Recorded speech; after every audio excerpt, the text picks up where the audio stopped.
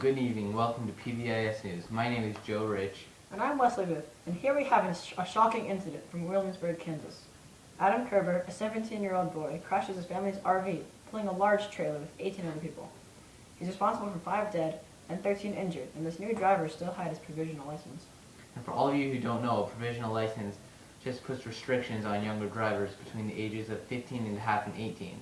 This includes not being able to drive between 11 p.m. and 5 a.m., not being able to drive people under a certain age, and in this case, not being able to drive vehicles of a certain size. This incident happened recently, on April 2nd, 2012. It's debatable whether him driving this large vehicle should even be legal. Now, it technically is legal because it was considered a recreational vehicle, but just because of its large size, people are wondering whether it should be illegal or not. Wow, it's a very interesting point. We now go live to the scene of the crash in Williamsburg, Kansas. Hi, Joey. It's a terrible scene out here in Williamsburg, Kansas. It was a horrible accident where Adam Kerber and 18 others took a dive off a cliff onto a ravine.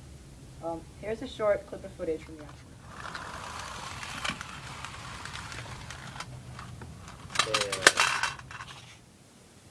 Hello, I'm now live on the scene at Overland Park Hospital with Adam Kerber, the driver of the Freightliner that crashed into the ravine. So, Adam, how are you feeling after that crash? Well, I'm just feeling really bad that I crashed my family. I just wanted to help out by driving them, but it ended up that I actually ended up killing some of them. I'm just really shocked by everything that happened. So, how did you get distracted and fall off the bridge in the first place? I'm not sure. I just started looking out a window. There were a couple people talking in the background. It was a hard vehicle to drive, and then before I know it, I'm just out of control. Alright, that makes sense. So why would your parents let you drive anyway? I mean, if you just had your provisional driver's license. I mean, they were both tired, and it technically was legal. I could do it, so they figured that it was all right, and they just let me. Alright. So,